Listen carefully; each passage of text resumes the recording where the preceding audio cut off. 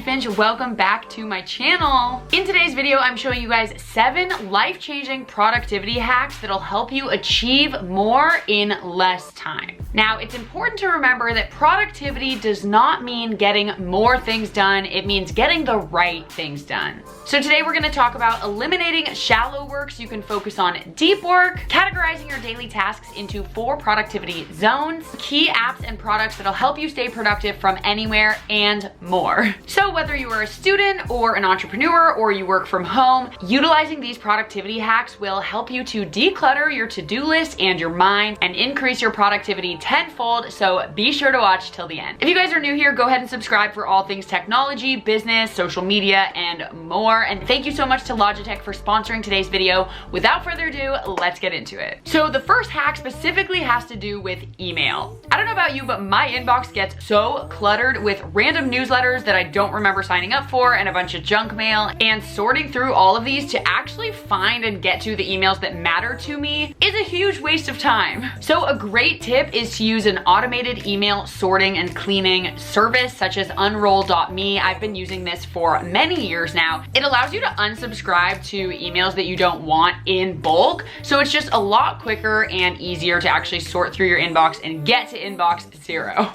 which we all need. The second hack is to make sure that all of your devices are decluttered and synced so we can really maximize productivity in our free time, especially when we're on the go. I actually uploaded a video specifically on how to declutter and organize your laptop, so I'll link that down below for reference. We're so lucky that devices such as smartphones and iPads really allow us to basically have little computers in our pockets when we're on the go, where we can access things pretty much anywhere. And making sure that everything is synced up between devices will really allow us to utilize that extra 20 minutes between classes or that short commute on the bus where we could send out some emails, except I guess there's not really any bus riding right now.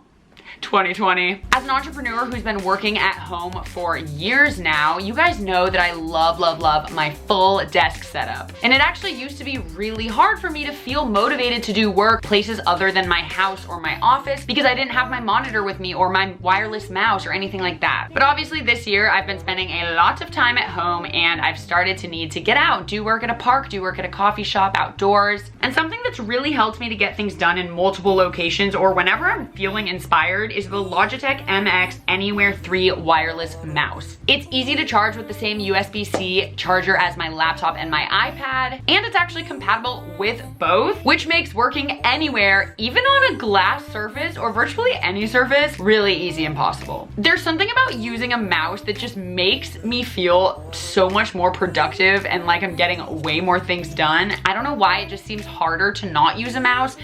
I love my mouse. And this brand new Logitech MX Anywhere 3 mouse feels super durable. It feels super comfy and high quality. I'm a huge fan and I'm really glad that I upgraded my mouse because the one I was using before was not good, to say the least, and I couldn't take it anywhere without it being a pain. So huge fan of this product. If you guys want to check it out, click the link in my description box. And now that I have an iPad, I am going to start experimenting with how to actually utilize the mouse with my iPad when I'm elsewhere, because taking around my computer is a lot. Tip number 3 is to categorize your daily tasks into 4 productivity zones. So this advice comes from one of my favorite books called Free to Focus by Michael Hyatt. I've been using this productivity system now for a little bit and it seriously works so well. Basically, by dividing every single thing you currently do daily into these 4 categories, it'll help you see a lot more clearly which tasks you can potentially delegate, eliminate, automate, because they're not the higher value tasks that are really pushing the needle. And eliminating those will allow you to spend more time on the stuff that really matters. So what are these 4 zones? Well, I want you to imagine a 2x2 grid. So 4 squares that look like a window kind of, right?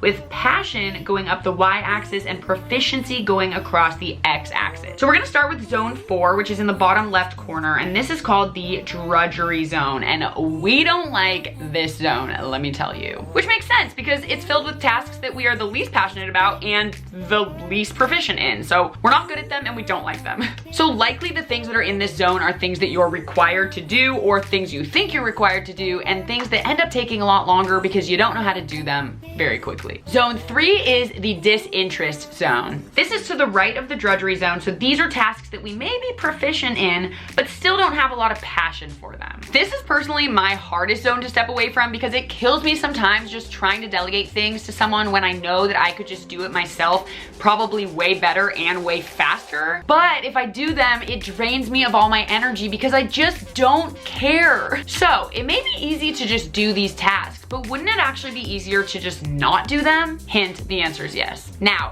zone 2 is the distraction zone. Oh my gosh, do I know this zone well. So these are things that you may be very passionate about and enjoy doing, but you're not very proficient in them, so they end up being huge time wasters. As the author puts it, it's the finance exec who won't stop interfering with marketing, or the salesperson who meddles in graphic design. Like, stick to what you know because you'll do it best, right? And the final zone, zone 1, is the desire zone. And this is the zone where high passion and high proficiency meet. So it's the zone that we all desire to be in. If you can manage to sort all of your daily tasks into these 4 zones, and if you can manage to start delegating and eliminating all of the ones that are not in your desire zone, you will begin winning at work and succeeding at life in general. Because remember, you're doing the right things. So it doesn't always mean doing more things, you're just doing the right things. You're doing the things that you're passionate about and the things you're proficient in that are actually moving the needle forward, so that you can also spend more time doing things you love, spending time with family, going on vacations, all of those things. Tip number 4 is to block off time in your schedule to get deep work done. So what is deep work? Deep work consists of the high value tasks that you do in a distraction-free zone. So examples would be studying, writing a book, creating music, or anything that kind of takes more complex cognitive thinking. The opposite of deep work is shallow work, and that normally consists of very logistical tasks and things that you can accomplish while distracted, and things that just don't require that much complex thinking. So if we can manage to block off time in our schedules to really get into this deep work state of mind, this state of flow as they call it, then you can get so much more done, and more importantly, you can get the right things done.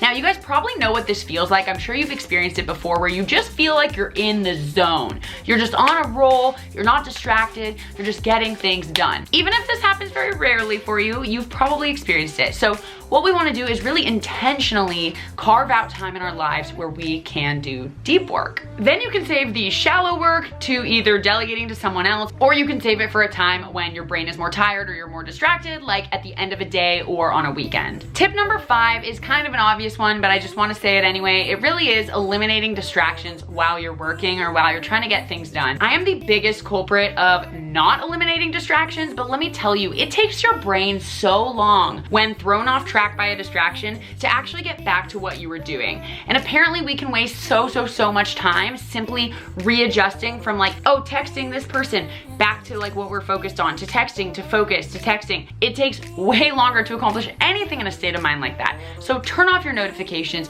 turn your phone over, don't let there be distractions while you're actually trying to be productive, and it'll take you a long way. Tip number 6 is to always make sure that your environment is conducive to being productive. Now, like I said before, a cluttered space is a cluttered mind. A cluttered to-do list is also a cluttered mind. So just make sure that your work environment, wherever it is that you're studying or getting work done, is very good for you. Whether that means listening to some focus music, lighting a candle, having it be comfy with a blanket, whatever it is that's going to make you the most productive version of you. I think we all kind of can figure out what this is. For everyone, it's different, but the more you can do that, the more productive you'll be. And finally, tip number 7 is to take scheduled breaks. I cannot emphasize enough how important it is, even when you're in that state of deep work where you're on a roll, you're just flowing in the zone, you have got to take breaks. Your brain can get so exhausted from looking at the same thing and thinking the same thing for hours at a time. So it can really help every 30 minutes or so to just take a 5-minute break, or maybe every hour take like a 20-minute break, switch gears, and then go back to this. It helps you so much just have a refreshed mind when you come back and sit down and do it more. That has made a huge difference to me. So those are my 7 productivity hacks. I hope you guys enjoyed this video. Let me know in the comments below which of these helps you stay more productive, and I can't wait to hear what you guys have to say. Thank you so much for being here. I love you all so much, and I'll see you in my next video. Bye!